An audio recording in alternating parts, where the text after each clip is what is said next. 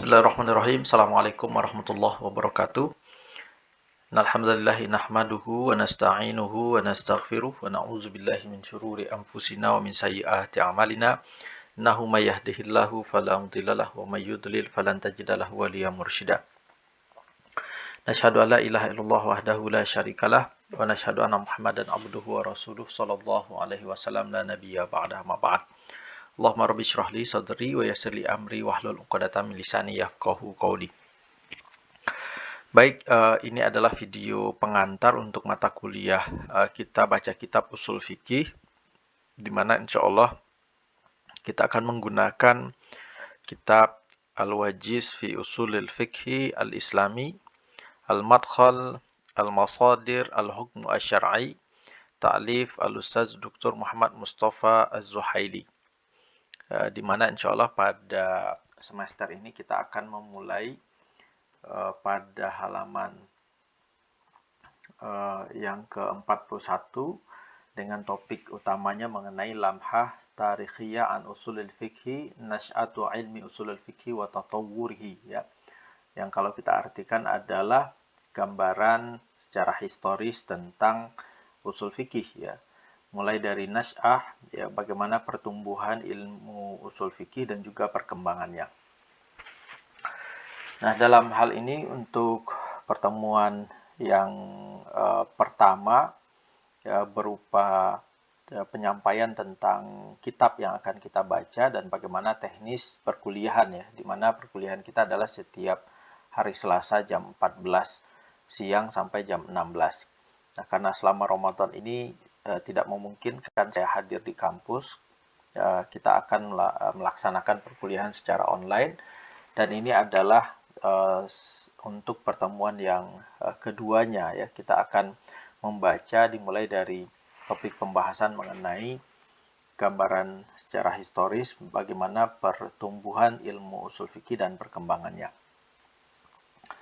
Nah, dalam paragraf yang pertama ini, ya, kalau kita baca inna dirasat tarikhiyah taqtadi an-nasira ma'a siyari tarikh wa ahdathihi wa nabda bi'ata'i suratin عن التشريع في حياة رسول الله صلى الله عليه وسلم ثم في زمن الصحابة والتابعين ثم عن حالة التشريع في زمن الفتوحات الإسلامية ودخول الناس من جميع الأجناس والأقوام في الإسلام وظهور مدرستي الرأي والحديث ثم قيام المذاهب الفقهية ثم نبين نشأ أصول الفقه وأولي من أرسى أسسه ثم عن ظهور علم أصول الفقه بشكل مستقل ومدون على يد الإمام الشافعي رحمه الله تعالى ونكمل الصدى عن تطور هذا العلم وطرق التأليف فيه وأهم الكتب والمراجع التي يستحسن الاعتماد عليها.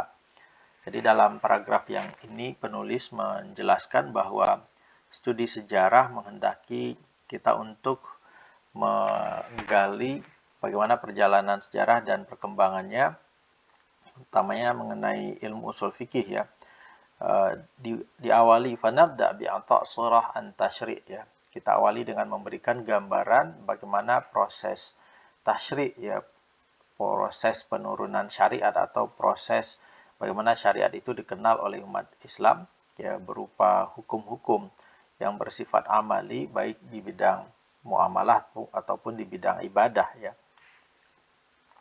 Diawali dengan tasyri' fi hayati Rasulullah SAW, ya, bagaimana syariat pada zaman Rasulullah SAW, kemudian pada zaman sahabat, zaman tabi'in, kemudian bagaimana perkembangan tasyri' fi zamanil futuhatil islamiyah, ya, pada zaman terjadi perluasan wilayah-wilayah Islam dan masuknya manusia, gitu, ya, masuknya berbagai bangsa ke dalam dari min jami'il ajnas, ya, dari berbagai bangsa dan suku kaum ke dalam Islam, berlanjut kepada zuhur madrasatai ra'i wal hadits, ya, munculnya dua sekolah, ya, dengan dua ciri khasnya masing-masing, gitu, ya. Ada madrasatul ra'i yang mengedepankan kias, gitu, ya, mengedepankan logika, mengedepankan analogi, gitu, ya.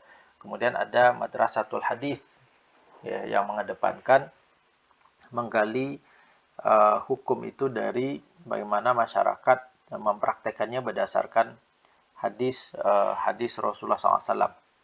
Jadi kedua madrasah ini, Madrasatul Ra'yi itu tumbuh dan berkembang di Irak karena jauh dari pusat atau jauh dari sahabat yang tinggal di Madinah gitu ya, yang mempelopori kemudian mazhab Madrasatul Ra'yi ini adalah Imam Abu Hanifah.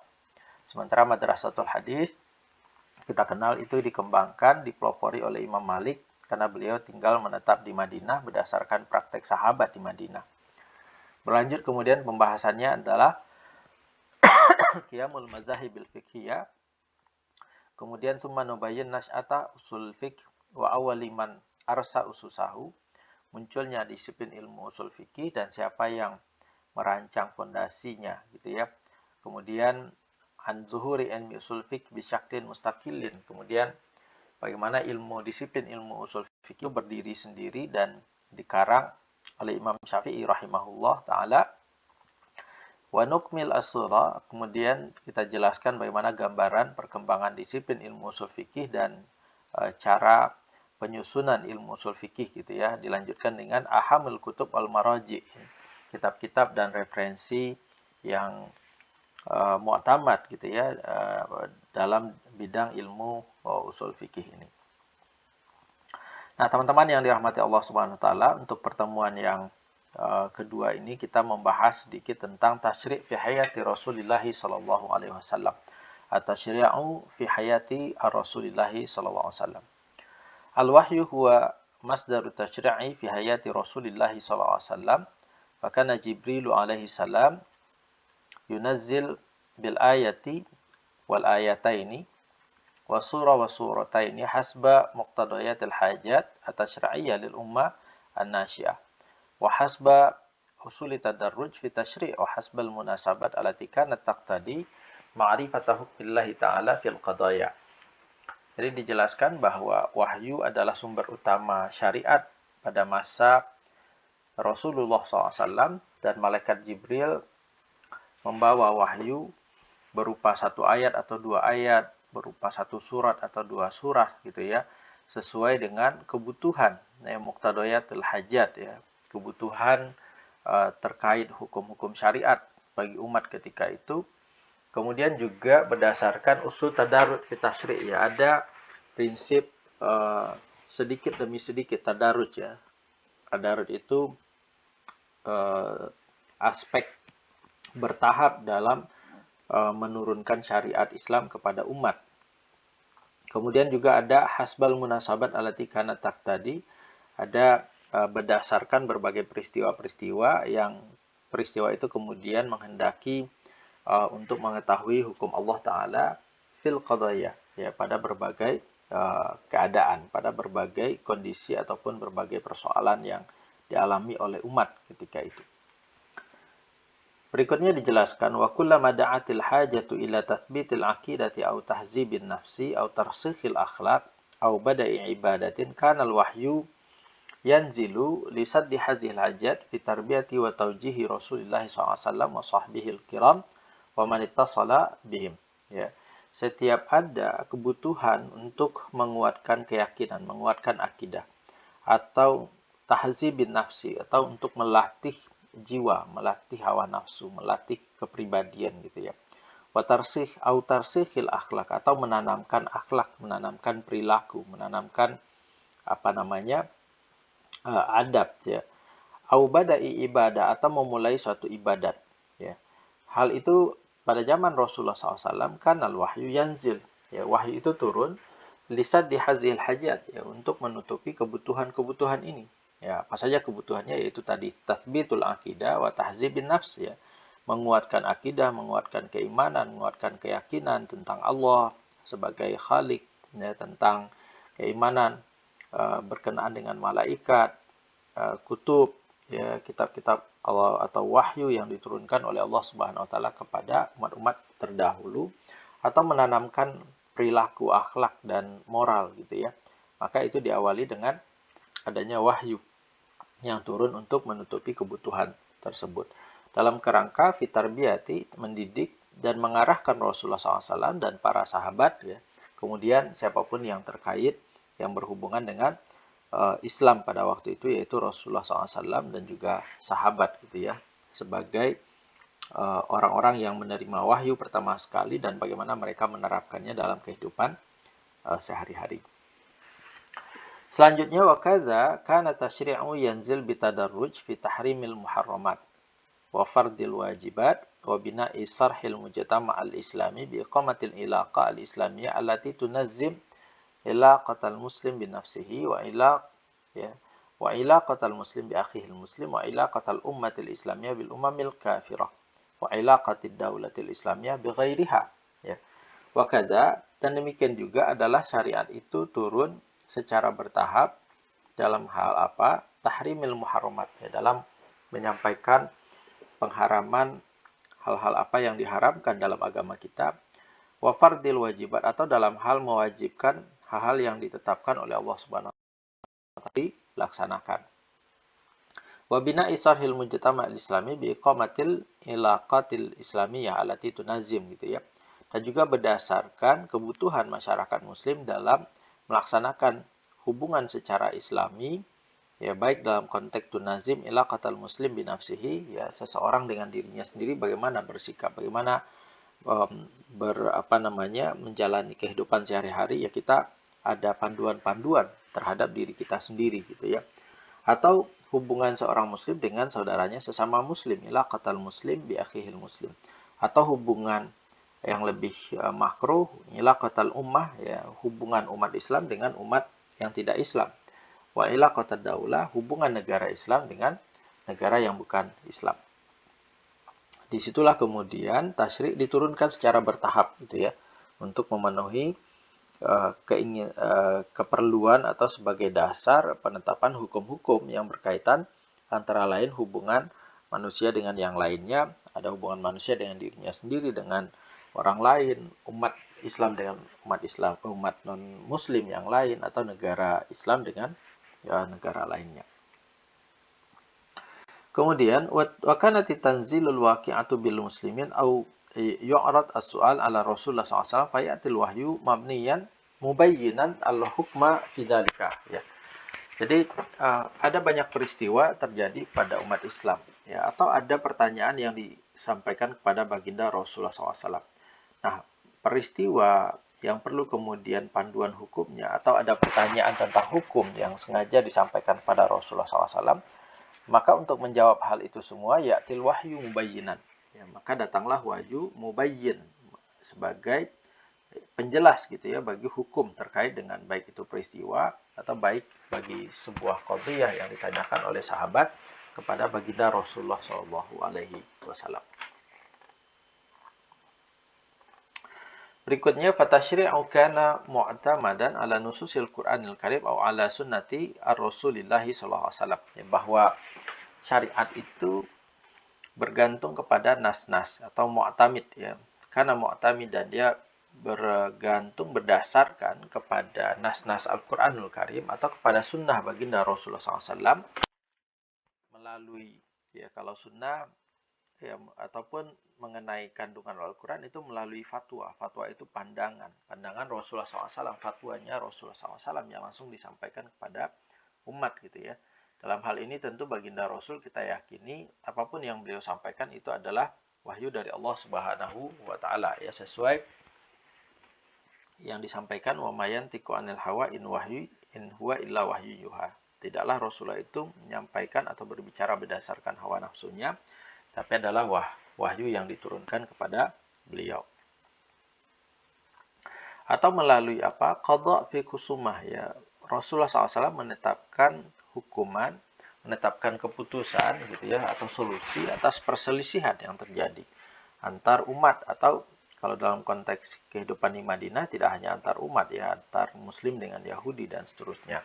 Itu antara muslim dengan Nasrani gitu ya, ada panduannya ya yang diturunkan atau yang disampaikan oleh baginda Rasulullah SAW. Atau al-jawab an soal, atau dia sebagai jawaban atas sesuatu pertanyaan. Wa kana masdaru tasyri', adapun pada zaman Rasulullah SAW ini sumber syariat adalah wal Qur'anul wa sunnah. Ya, ada dua, Al-Qur'an dan juga sunnah nabawiyah. Wa kanatil ilaqati bainihima anna sunnata mabniyatun mubayyinatun lil Qur'an ya. Hubungan antara Al-Qur'an dan sunnah adalah bahwa as-sunnah itu dia bisa menjadi penjelas, merincikan. Nah, dalam Al-Quran biasanya hanya berupa perintah yang masih mujmal, yang masih global gitu ya.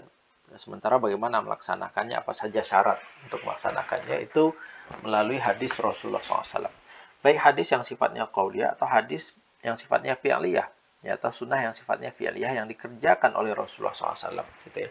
Ataupun sunnah yang sifatnya Rasulullah tidak menyalahkan atau melarang atau menyuruh ya, sahabat mengerjakan, tapi membiarkan saja. Nah, itu juga bahagian dari sunnah an-nabawiyah sebagai sumber syariat. Kemudian wakanatil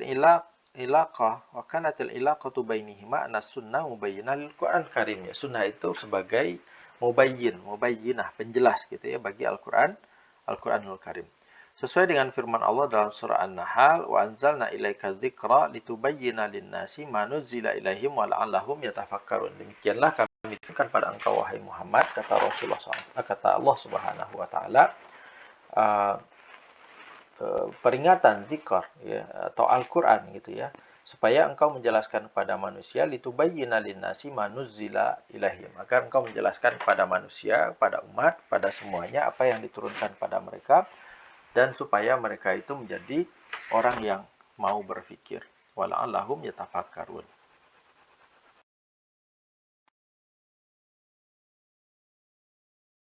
Al-ahkami syar'iyyati fil Qur'anil Karim wa sunnati syarifah hiyal mada' ar-ra'isiyah lil fiqhi fi ma'rifati ahkamillahi ta'ala. Bahwa kumpulan hukum-hukum syariat yang ada dalam Al-Quran dan Sunnah Nabawiyah itu adalah materi utama, al-mada' ar-ra'isiyah. Ya. Materi utama atau modal utama atau bekal utama bagi fikih, lil fikih ya. Bagi fikih itu artinya berupaya untuk memahami gitu ya. Dan itu adalah mada utama bagi fikih dalam mengetahui hukum-hukum Allah Subhanahu wa taala.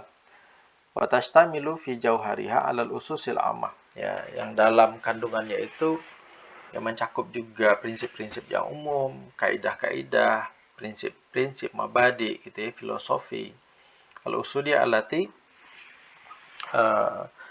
dalam bidang usul yang kemudian tursim manhajallahi linasi, untuk menggambarkan bagaimana manhaj Allah Subhanahu wa taala yang dikehendaki bagi manusia dalam kehidupan mereka di muka bumi ini.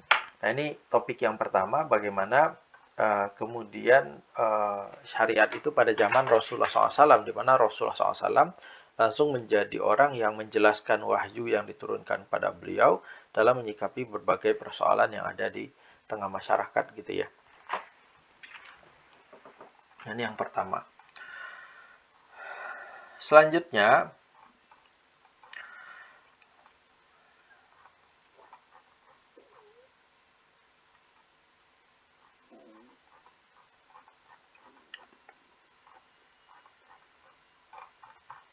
insyaallah mungkin kita cukupkan untuk pertemuan yang kedua ini, satu halaman tadi ya, ijtihad ataupun bagaimana tasyri' pada saat Rasulullah SAW masih hidup. Adanya di halaman 41 sampai 42 dari kitab Al-Wajih fi Ushul Fiqh Al-Islami karangan Ustadz Dr. Muhammad Mustafa Az-Zuhaili, yang insyaallah nanti saya kirimkan juga bukunya dan rekaman ini melalui LMS untuk dapat kalian akses. Wassalamualaikum warahmatullahi wabarakatuh.